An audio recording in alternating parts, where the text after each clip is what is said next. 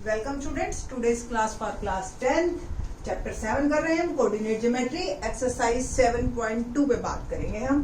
Question number 5। इससे previous lecture में ही मैंने फायदा बताया था कि सेक्शन फॉर्मूला का फायदा रेशो निकालने में सबसे ज्यादा है, और ये भी मैंने बताया था आपको कि अगर रेशो आपको निकालनी है तो आपको सिर्फ एक ही चीज फाइंड आउट करनी है। अगर आप रेशो k:1 एज्यूम कर लेते हो, ठीक है ना, तो इसके जो फॉर्मूले बनेंगे वो ऐसे बनते हैं। ए, ये बी पॉइंट है और ये आर, ठीक है।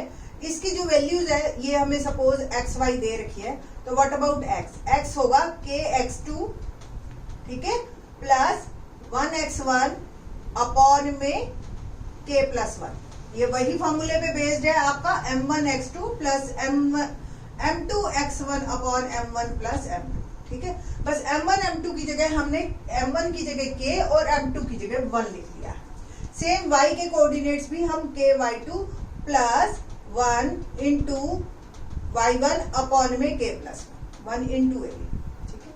तो ये जो है ये आपके दिमाग में पहले ही आ जाना चाहिए जब आप क्वेश्चन को रीड करते हैं। क्वेश्चन नंबर 5 क्या है? Find the ratio in which the line segment joining a 1 - 5 and b -4 5 is divided by the x axis। अब ये जो है पॉइंट ये x एक्सिस पे है। x एक्सिस की खासियत क्या होती है?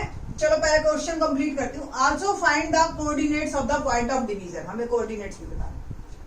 Late a point on x axis. X axis पे बेटा जी अगर आपको ध्यान हो, इसको आप एक्स एक्सिस कहते हो और इस पे ये 0 0 और ये 1 2, याद आ गया? तो ये जो है एक्चुअली 1 0, तो इस पे y कोऑर्डिनेट हमेशा 0 होता है। तो एक्स एक्सिस के पॉइंट हमेशा x 0 टाइप के होंगे, y कंफर्म 0, ठीक है जी। अब आपको रेशो निकालना है। लेट रेशो इज k:1, ठीक है। तो x1 y1 क्या है मेरे पास? 1 - 5।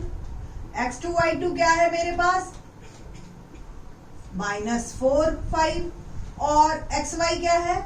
x 0 और रेशो यानी कि k:1। तो ये फॉर्मूले चलेंगे, फॉर्मूले लिख लेना आप चाहे, ठीक है। मैं डायरेक्ट कर दूं तो x ये लिख दे kx2 प्लस kx1 अपॉन में k+1। तो x हमें फाइंड आउट करना है।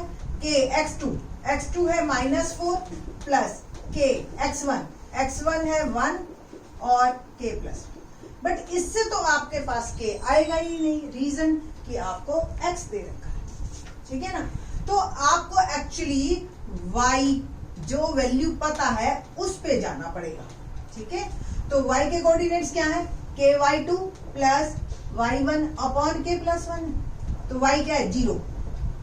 k फाइंड आउट करना है।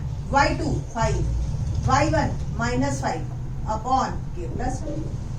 यही बना, ठीक है ना।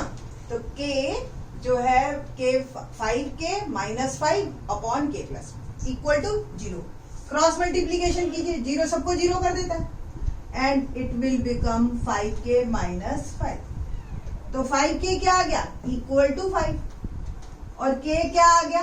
5/5 1। तो रेशो क्या बना मेरे पास? रेशो जो कि मैंने एज्यूम किया था k:1 आ गया 1:1। पहला क्वेश्चन हमारा खत्म कि find the ratio.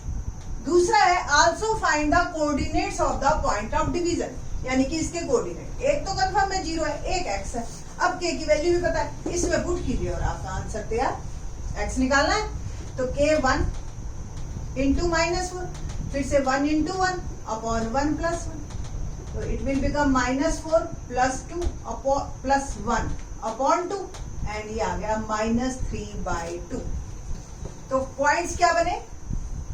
Point r is -3/2 and 0। x तो आ गया ना -3/2 और y 0। तो इस तरीके से ये आपका क्वेश्चन नंबर 5 कंप्लीट होता है। ठीक है जी। क्वेश्चन नंबर 6 देखते हैं, बड़ा ही इंटरेस्टिंग क्वेश्चन है। 7.1 में अगर आपको चारों कोऑर्डिनेट्स दे रखे थे और आपसे पूछा गया किसी भी क्वाड्रिलेटरल के चारों कोऑर्डिनेट्स दे रखे हैं और आपसे पूछा जाता है कि prove that it is a parallelogram, तो आपको डिस्टेंस फॉर्मूले निकाला था आपने, डिस्टेंस फॉर्मूले से, है ना। आज हम सेक्शन फॉर्मूला से प्रूव करेंगे कि अगर कोऑर्डिनेट्स आपको दे रखे हो तो क्या फायदा होता है parallelogram with the help of section formula. तो वी हैव क्वेश्चन नंबर 6 है हमारे पास, if 1 2 4y x6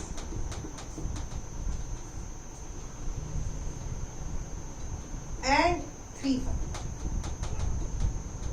are the vertices of a parallelogram, are the vertices of a parallelogram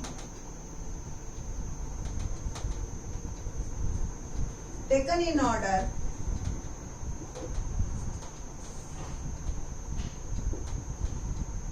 find x and y.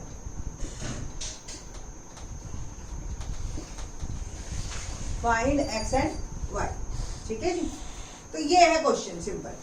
अब अगर इसको हम डिस्टेंस फॉर्मूला से करते हैं तो काफी लेंथी प्रोसीजर बनेगा और बहुत ही लंबा क्वेश्चन बन जाता है।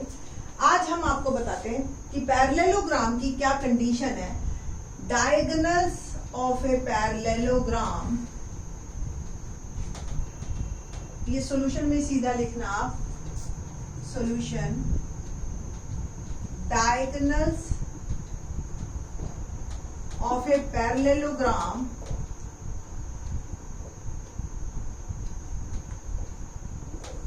are bisect each other. Equal नहीं होते, इक्वल होगा तो वो रेक्टेंगल बन जाएगा, ठीक है। एक बड़ा एक छोटा हो सकता है, इक्वल भी हो सकता है, मैं ये नहीं कह रही, क्योंकि रेक्टेंगल भी एक पैरेललोग्राम तो है ही, बट वो एक्स्ट्रा एक स्पेशल केस हो गया। सारे पैरेललोग्राम के डायगोनल्स एक दूसरे को बाइसेक्ट करते हैं। बाइसेक्ट का मतलब क्या हुआ, सपोज AC एंड BD दो डायगोनल है, तो ये एक दूसरे को बिल्कुल आधे आधे पे काटेंगे, ठीक है। मतलब ये AO भी बराबर और OC भी बराबर होगा अगर ABCD parallelogram. If ABCD is a parallelogram, देखिए पैरेललोग्राम को ऐसे भी लिखते हैं, दो लाइन पैरेलल और GM। AC and BD are diagonals, ठीक है।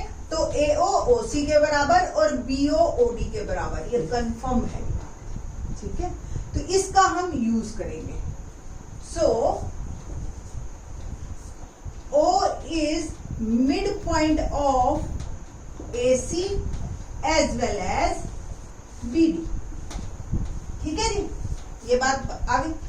अब हम O के कोऑर्डिनेट्स एक बार AC से निकालेंगे बाय मिड पॉइंट फॉर्मूला और एक बार BD से निकालेंगे और फिर हम इन दोनों को जो है वो कंपेयर करेंगे, ठीक है जी। अब A के कोऑर्डिनेट्स क्या है आपके 1 2, B के 4y, C के x6 एंड D के 3y, यही है, ठीक है। तो coordinates of O from AC, तो A के कोऑर्डिनेट 1 2 और C के x6 by mid point formula. क्या था mid point formula, x1 plus x2 by 2, y1 plus y2 by 2। तो 1 प्लस x बाय 2 और 2 प्लस 6 बाय 2 और 1 प्लस x बाय 2 और ये हो गया 4, ठीक है जी। Similarly coordinates of B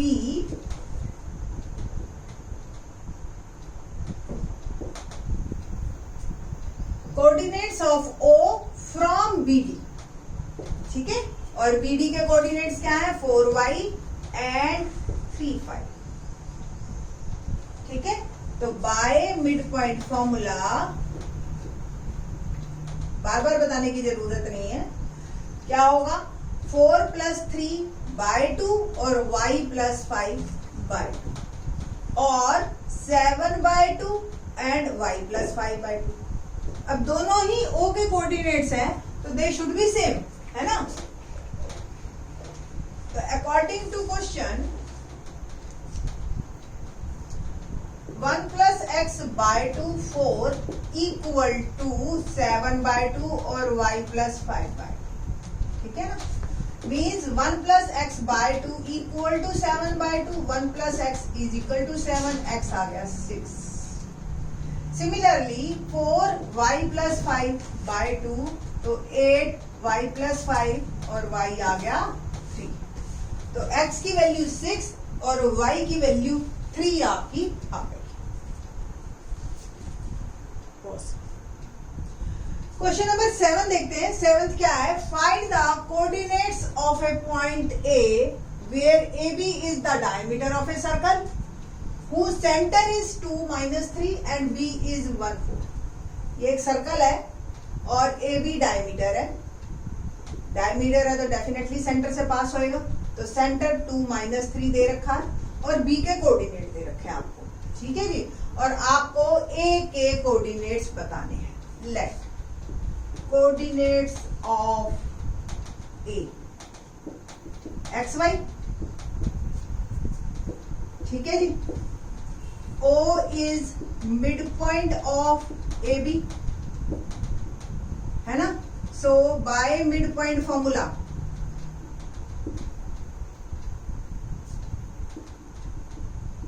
A XY है, B 1 4 है, ठीक है। x1 + x2/2 y1 + y2/2। Coordinates of O are equal to x + 1/2 y + 4/2, है ना। और O के है क्या, गिवन क्या है 2 - 3, तो 2 - 3 = x + 1/2 y + 4/2। तो बाय कंपैरिजन x + 1/2 = 2, तो x + 1 हो गया 4 और x आ गया 3। सेम y + 4/2 = -3, तो y + 4 क्रॉस मल्टीप्लीकेशन -6, y आ गया -6 - 4 बिकम -10। तो A के कोऑर्डिनेट्स क्या आ गए हमारे 3 - 10 इज आवर आंसर। तो ये थे हमारे सारे क्वेश्चंस मिड पॉइंट फॉर्मूले पे बेस्ड। बाकी के क्वेश्चंस हम जो है करेंगे in the next lecture. Thanks.